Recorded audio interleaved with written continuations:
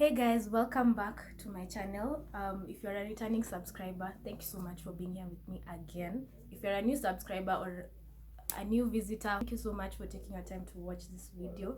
So anyway, without further ado, we are going to just get right into the video. And before I begin, by the way, I told you guys to be bringing a snack or a drink or whatever it is that you might want to bite on or drink.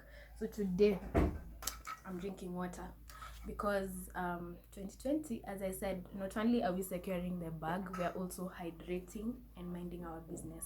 But today I'm making my business your business. Yes, actually I'm making my business your business. So let's just begin. So number one on this list is budget. This is probably, if you don't take anything from this video, please take the budget. This is the most important thing, to be honest. Yeah, so you have an event, it's a wedding, it's a baby shower, it's a birthday, it's a bridal shower, it's a corporate event. Sit down and think about the amount of money that you have to spend. Don't feel pressured. Don't feel like you have to overspend to be able to make your event beautiful. Really, you can have whatever budget it is. You'll always find a vendor to work within your budget, so don't break your back. Just work with a realistic budget. We want to be realistic. We don't want to live beyond our means. Also, by staying within your budget, you prevent yourself from getting into debt after. Of course, this is mostly seen in weddings where you borrow money from your family, you borrow money from your friends, you borrow money from the bank just to be able to do a wedding. Honestly, it's not a must.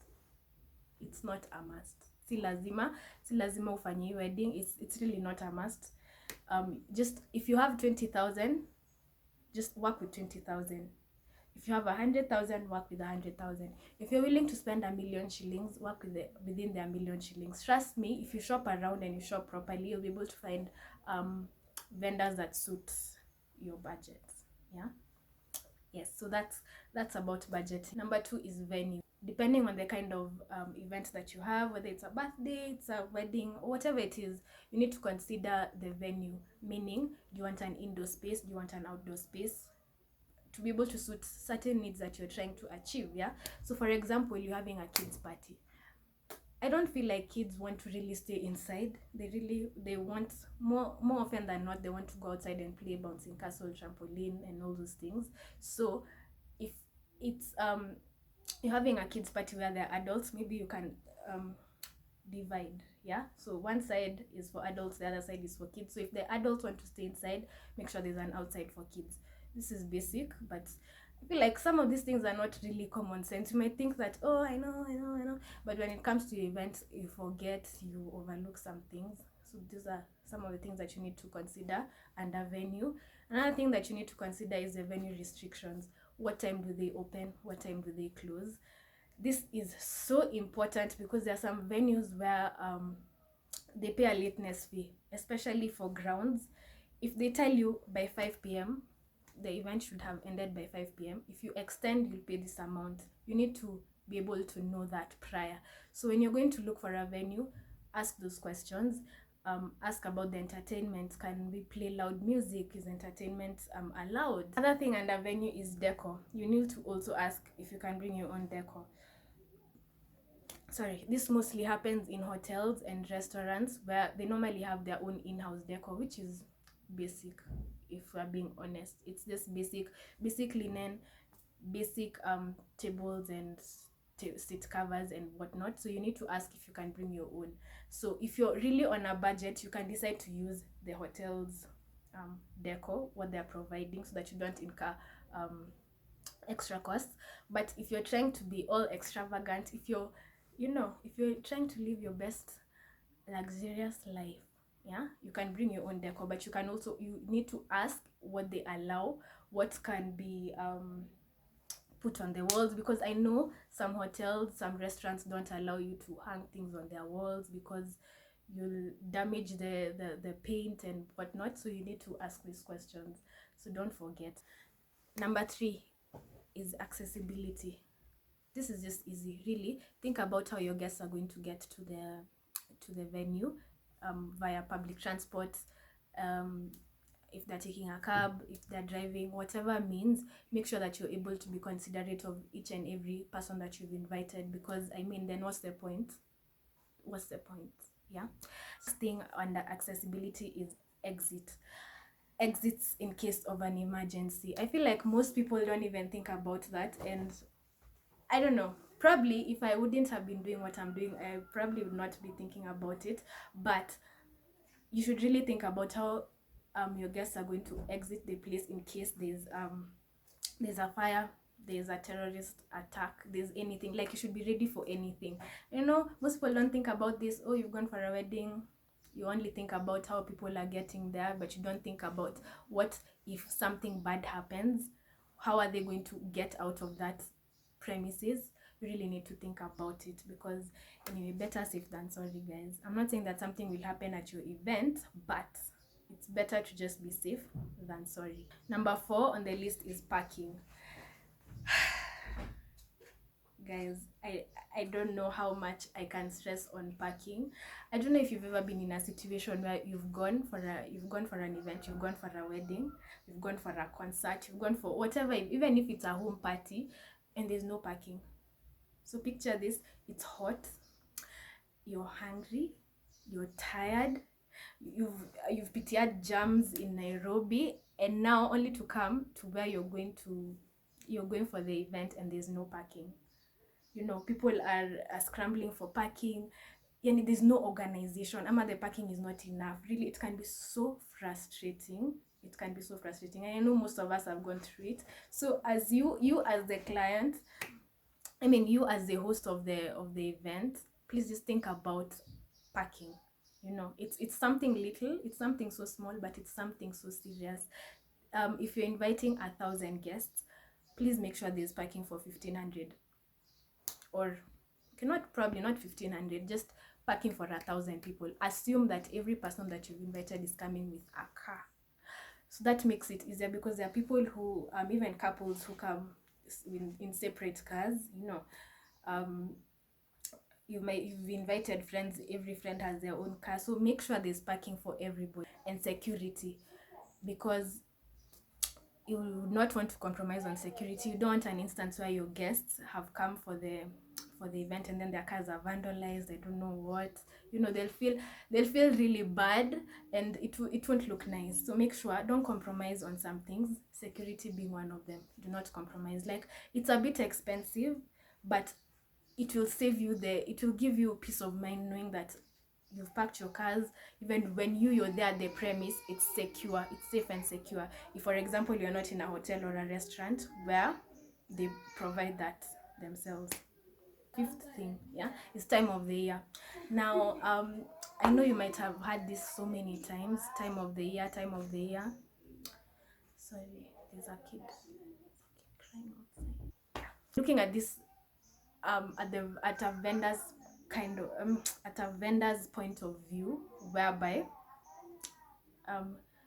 from September to December, those are the busiest months in the events industry. So if you don't book things prior, and I believe with every vendor in the events industry, it's normally just crazy. Yeah. So for me, I specialize in decor, so I know how crazy it can become for you to come to me in December and tell me that, okay, I have an event next week. Sometimes I've had to turn down clients because there are no things, you know, things have already been booked, and if I get you something, it might be 3rd quality, 4th quality, because what is there has already been booked. So to save yourself all this, just book prior. If you're having an event in December, it's really not a surprise. It's not if you're having a birthday, unless if your friends are throwing you a birthday party, a surprise. I hope they're listening to this. Wakwetu wamejiorganize. Like, organize yourself prior to the event. Prior, like by September, by October, you've already booked for things. You don't want to be caught in the last minute rush. And I know I speak for most Kenyans, including myself, because procrastination, we are procrastinators. You know, we wait for last minute. I don't know, it's a rush that we have, but let me tell you, the disappointment that is normally there in December is not funny, guys. So if you don't want to get a dirty tent, seats which are broken and whatnot, please book prior. This is very, very important. Yeah. Then the last but not least, I saved the best for last, which is toilets. I literally saved the best for last. Yeah. So this is something that is normally overlooked by so many people. I don't even think you understand that people, I feel like some clients don't even care. They don't care. They actually don't care. And I feel like it's so important. Like, apart from food, entertainment, drinks, security, parking, budgeting, the other most important thing is toilets, restrooms, whatever you want to call it. Yeah. So I don't know if you've ever been to an event, and probably an outdoor event. Let's not even go to indoor, because hotels normally have people who clean every so often. You've been to an outdoor event where there are mobile toilets, and when you go, you're just like, imagine it's not even a must. I can hold. I will hold until I get home. Yeah, because of the state of the washroom. It's bad. So what I suggest, if you know you're outsourcing a toilet service, a mobile toilet service, please make sure that if the package does not include someone to come and clean the toilet every so often, make sure that you hire someone to do that, because you don't want your guests to, honestly, it's not funny. It's not a good sight. Literally, it's not. Yeah. So hire someone to come and clean their toilet every so often, be it in a wedding, be it a corporate event, be it anything. Just have someone clean it every so often to be able to give your clients a good experience. Yeah. And on that note, I want to just plug Eco Toilets, because they're a mobile toilet company that provides those services. Obviously, they provide those services, and they really do a good job. Me, I've had a good experience with them, and I'd highly recommend. 10 out of 10, because these guys normally come with someone who's cleaning the toilet every so often. They normally provide hand towels, paper towels, and they normally provide soap for you to wash your hands after you're done doing your business. It's basic, but it's not so obvious. So I'll just plug them because I've had a good experience, as I've just said. Yeah, I'll leave them on the description down below, so that you can reach them maybe on Instagram or whatever. Holla at them if you're having an event. They're good in my experience. They're good. Yeah, anyway, aside from that, one other thing that I wanted to talk about in regards to toilets is a concert that I went to late last year, probably in November or December. And you guy, we were like 10,000 attendees. Yeah, 10,000. And you'd think for 10,000 at least, they provide even up to 10 toilets for females, 10 toilets for the males, for the guys. And the toilets are like 3 or 4 at most. Imagine, 4 for the ladies, 4 for the guys. And you can just imagine, we're like 10,000 people. How does that even make sense? You want to go to the washroom, the line is reaching I don't know where. It's for me, it was so disappointing. And the worst thing is that we've actually paid to come for the event. So the least you could do is provide adequate toilet stalls for at least like 10, even 10 each. Imagine, 10 each. That's all that we're asking for as attendees of the event. This is to the event organizers, especially for concerts. Please just be a bit considerate. Yeah. Anyway, that's it for today, guys. I really hope that you've learned a lot. I'm just going to hydrate, because I know I've been talking a lot. I hope I've not bored you guys. These are just the basics, because we can't go into the real details without covering the basics first.